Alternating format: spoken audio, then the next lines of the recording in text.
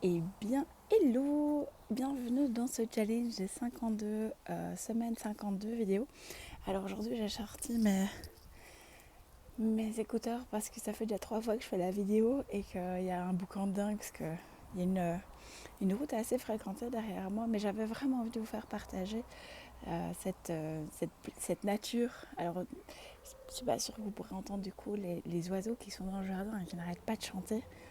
Mais j'avais envie de vous parler de cette nature en termes de ressourcement, en termes de reconnexion à soi. Parce qu'en fait, la nature, elle a énormément de choses à nous offrir, elle a énormément de choses à nous apprendre. Elle a des messages en fonction des saisons, en fonction des défis qu'on peut rencontrer. On va pouvoir y trouver du ressourcement, de la reconnexion à soi, de la paix, de la sérénité.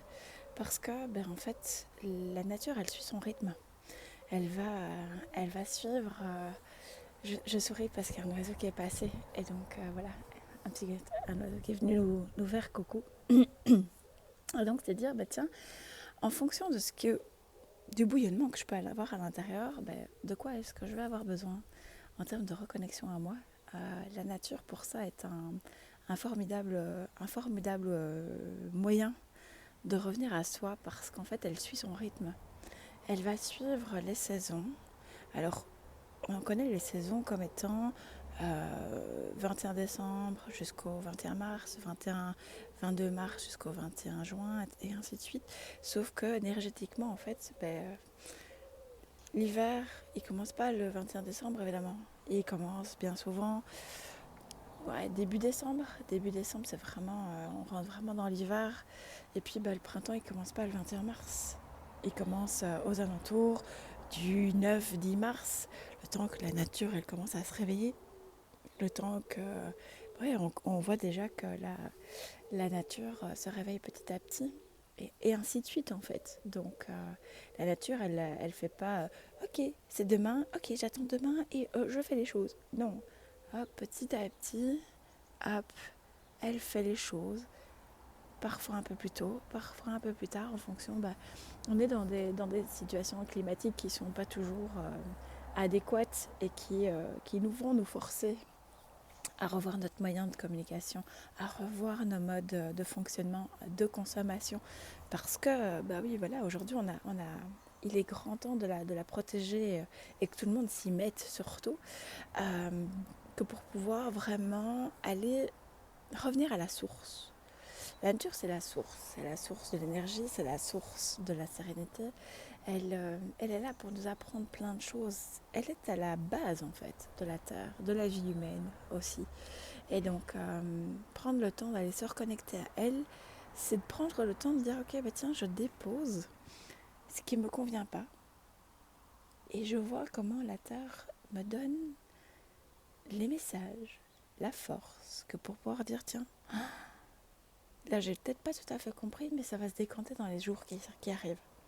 Une méditation, ou faire du yoga, ou faire une activité en fait en pleine nature, ça va décupler votre possibilité de recevoir des informations de la part de la nature, ce qu'on appelle les synchronicités.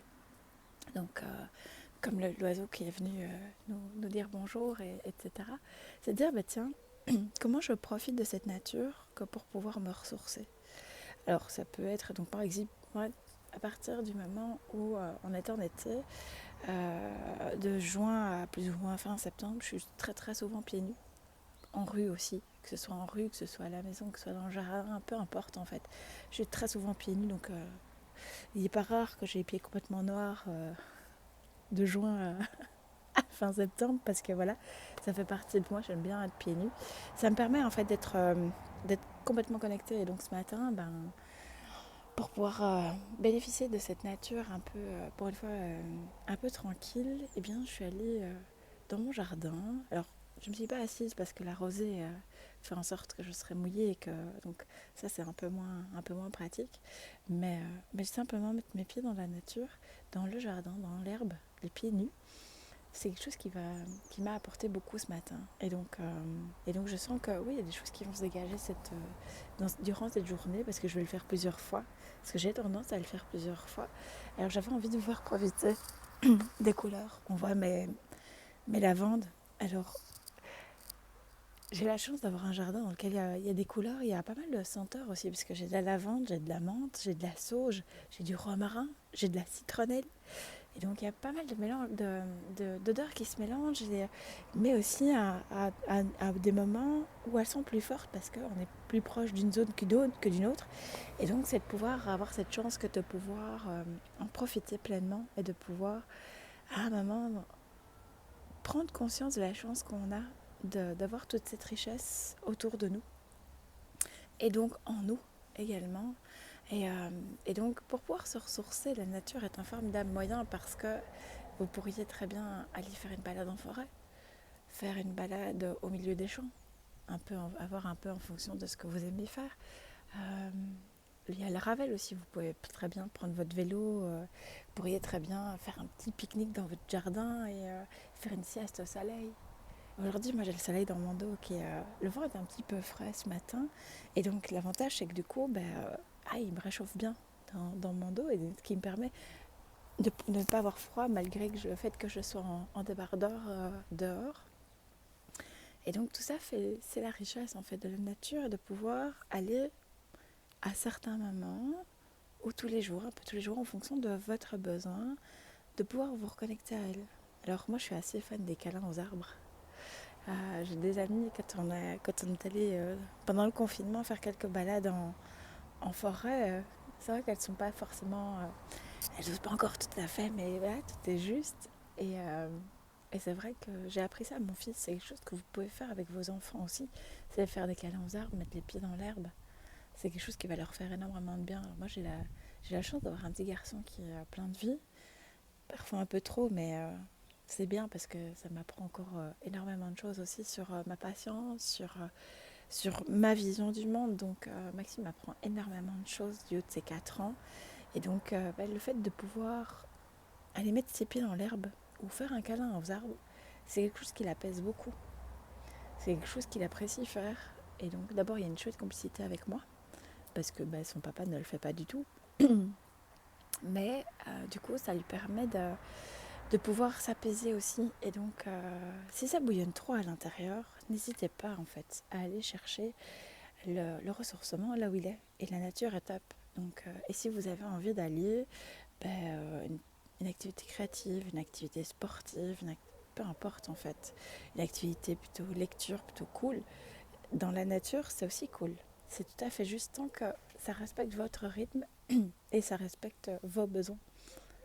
Mais connaissez-vous vos besoins? Ça c'est la question. Pas ceux du voisin, pas ceux du conjoint, pas ceux de vos enfants, si vous en avez, mais vos besoins. De quoi avez-vous besoin en termes de ressourcement?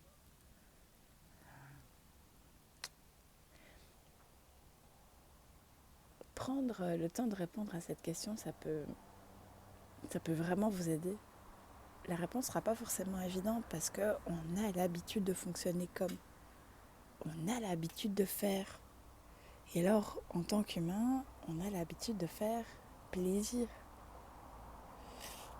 Et donc, qu'est-ce qui vous fait plaisir? That's the question. C'est la question. Donc en termes de ressourcement, la nature, pour ça, elle va pouvoir vous aider. Une simple balade en famille, ou même toute seule, ce qu'on appelle en marche consciente, c'est-à-dire que être à l'écoute de ce qui se passe en vous, mais aussi autour de vous, en termes de bruit, en termes d'odeur, en termes de sensations. Voilà, je parle du soleil, il y a eu un petit papillon, je ne sais pas si on l'a vu, parce que moi je l'ai vu en reflet dans ma vitre. Mais donc, tiens, est-ce que, est-ce que là, le papillon, par exemple, simplement, c'est l'envol, mais c'est aussi la transformation. Voilà. Alors, certains papillons sont tout blancs. Pour l'instant, ici, moi, j'ai toujours essentiellement que des papillons blancs. Donc, c'est vraiment de la transformation. Mais un papillon qui a de la couleur, elle va avoir aussi une signification. Donc, quel est le message que la nature a à nous apporter? De quoi avez-vous besoin que pour pouvoir vous ressourcer? Ça fait partie des grosses questions de ressourcement. Donc, en plus, profiter de la lumière. Plus vous allez être dehors, plus en fait votre système va se régénérer.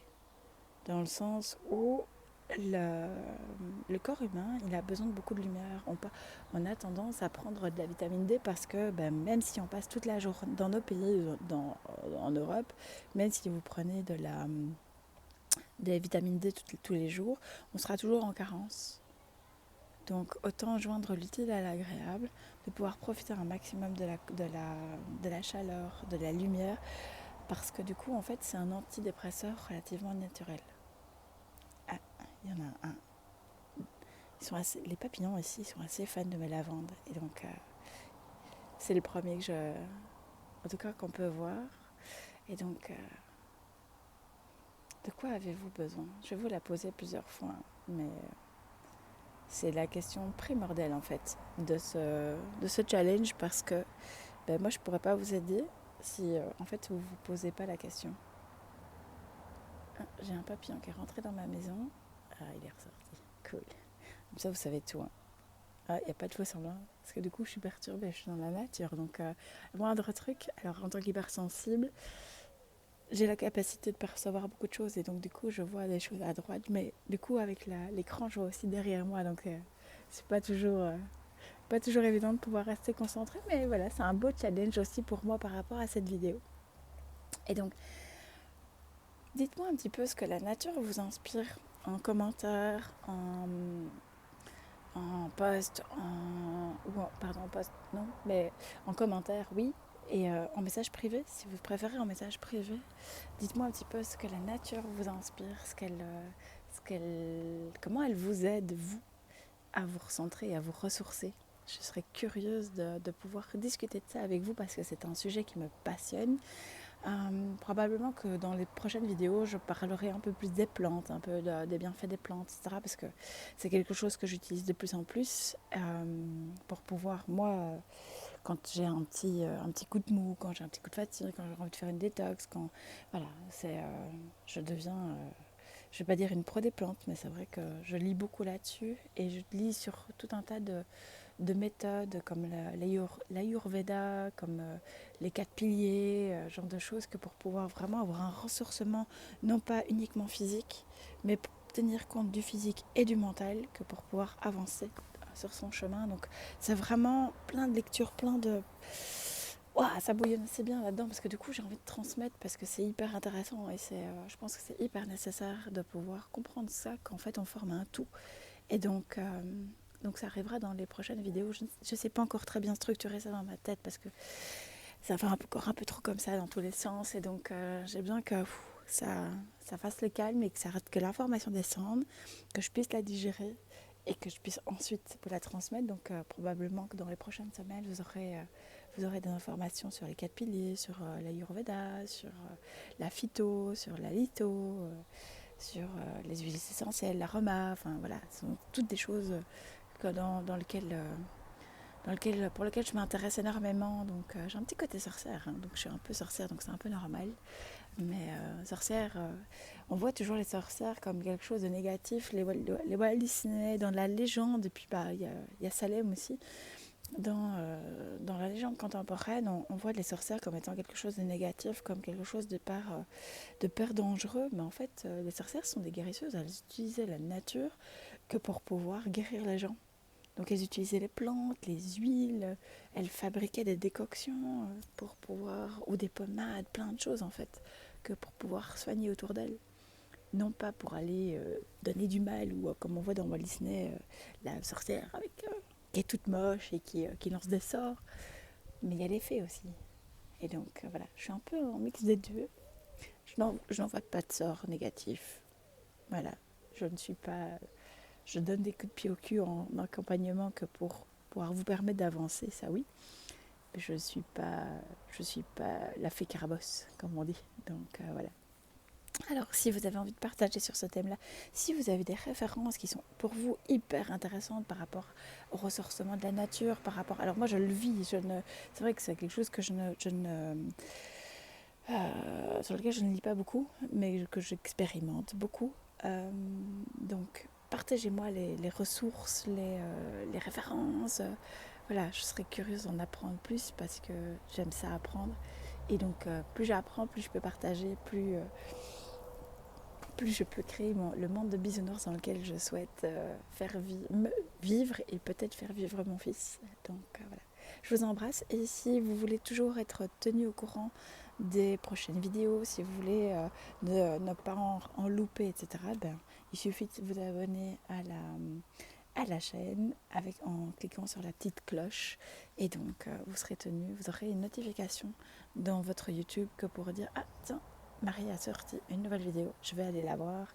Et donc voilà, j'attends vos commentaires, vos messages privés si vous préférez. Et je vous retrouve dans une prochaine vidéo. Prenez soin de vous.